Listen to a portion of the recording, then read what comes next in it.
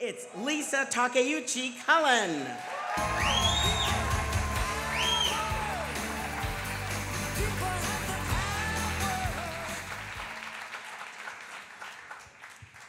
A year ago, on March 20th of 2023, the WGA negotiating committee arrived for our first day of bargaining with the AMPTP at their headquarters in the Sherman Oaks Galleria.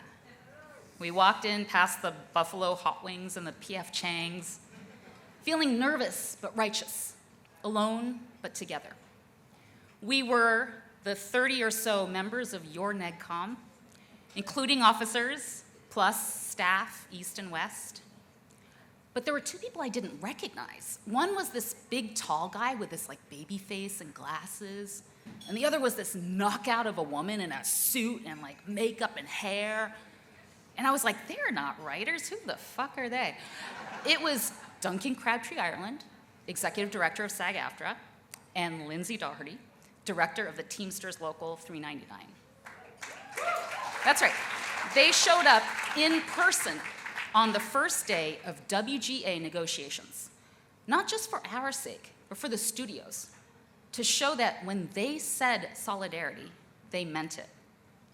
Cut to May 1st. Despite many, many hours in the Sherman Oaks Galleria, we had failed to win the contract we deserved from the AMPTP. On that final day, we sat there in that weird caucus room with the sliding doors that didn't quite close, waiting for the studios to come back with a counter.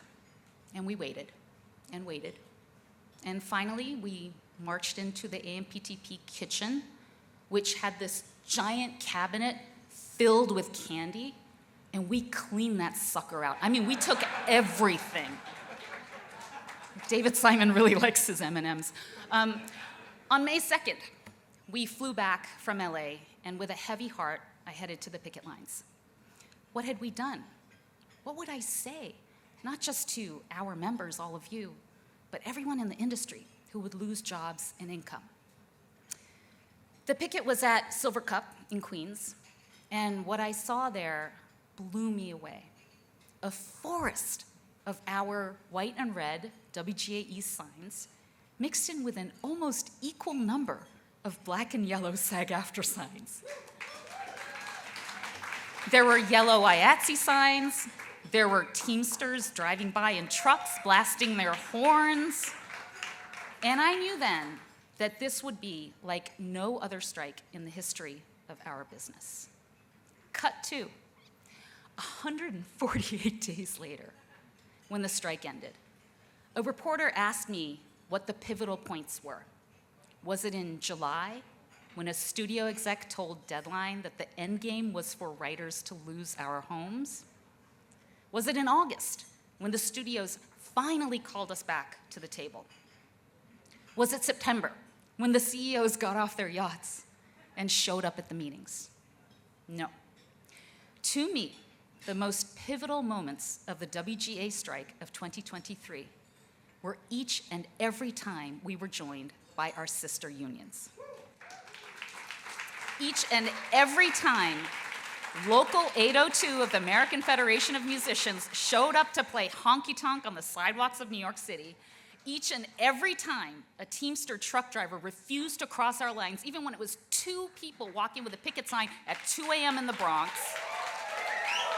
each and every time an I.A.T.S.E crew member sacrificed their day's pay for our cause, each and every time a SAG-AFTRA actor grabbed a megaphone out of our hands and chanted chants that did not rhyme, their solidarity moved more than the needle for us. It transformed how employers, not just in Hollywood, not just in America, but around the world, viewed the power of workers. When my kids ask what a union is, I remind them of the storybook of Swimmy the fish, who organizes the other little fish to swim all together as one so they don't get ate by the bigger fish. What happened last summer was that all the entertainment unions swam together as one. And together, we created a motherfucking whale.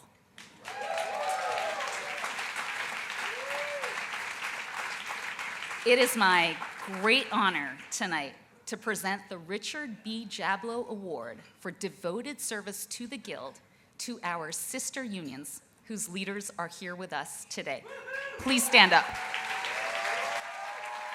We have Rebecca Damon and Ezra Knight from SAG-AFTRA, Matthew Loeb, Jennifer Myers, Dusty Klatt, and Carl Mueller of I.A.T.S.E, Tom O'Donnell of the Teamsters,